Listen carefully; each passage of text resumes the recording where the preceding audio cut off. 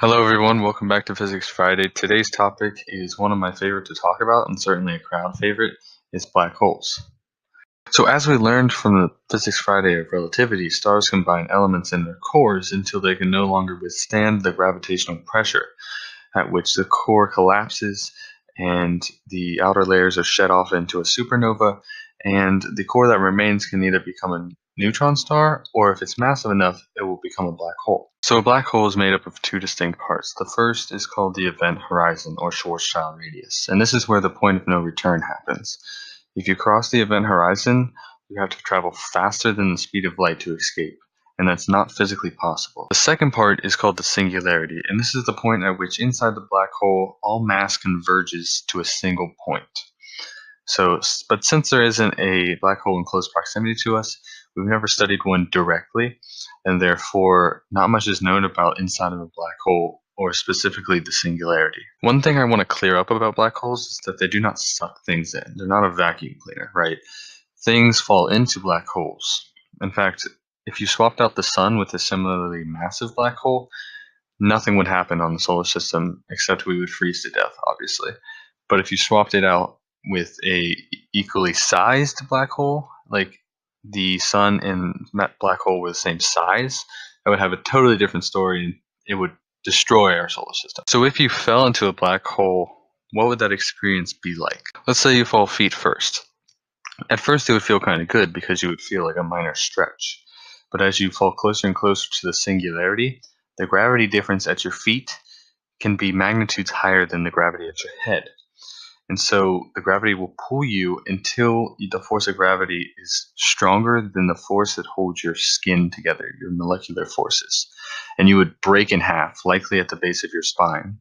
And so you're two parts now, and the same thing would happen. You split into 4, and then 8, and then 16, until you're just this stream of particles traveling down into the abyss. And there's actually a word for this process, and it's called spaghettification, believe it or not. So there's another type of black hole called supermassive black holes, and these are at the heart of every galaxy we've ever discovered, and they're billions of times more massive than the sun, and they've been alive for billions of years.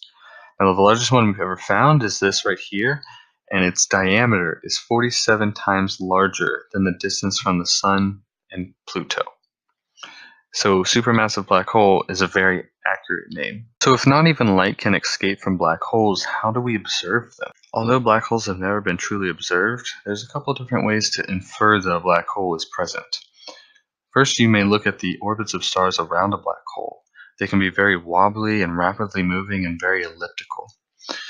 And it can be inferred from those characteristics that a black hole might be the cause of it, especially since you can't see it.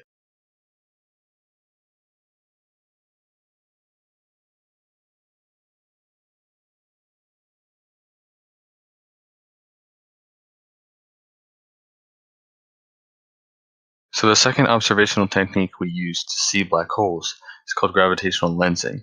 And this was actually proven by Einstein during a solar eclipse. Basically, the idea here is you have two objects. From our point of view, one is being blocked by the front object.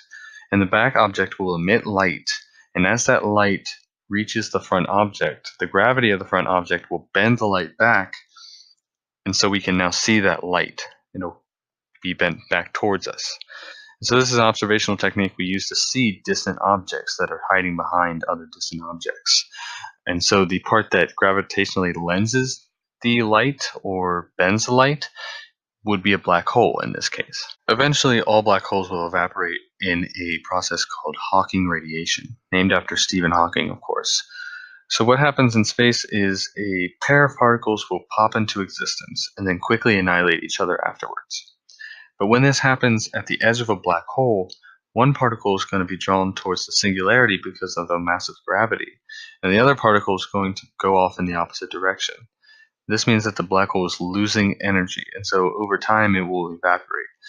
But this process is extremely long. It can take up to a Google years to fully evaporate for some black holes.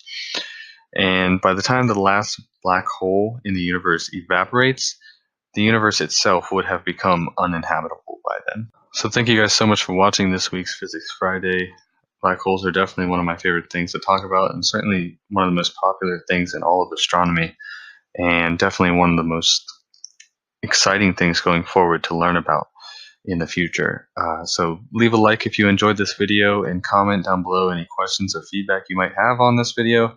And I will see you guys next Physics Friday.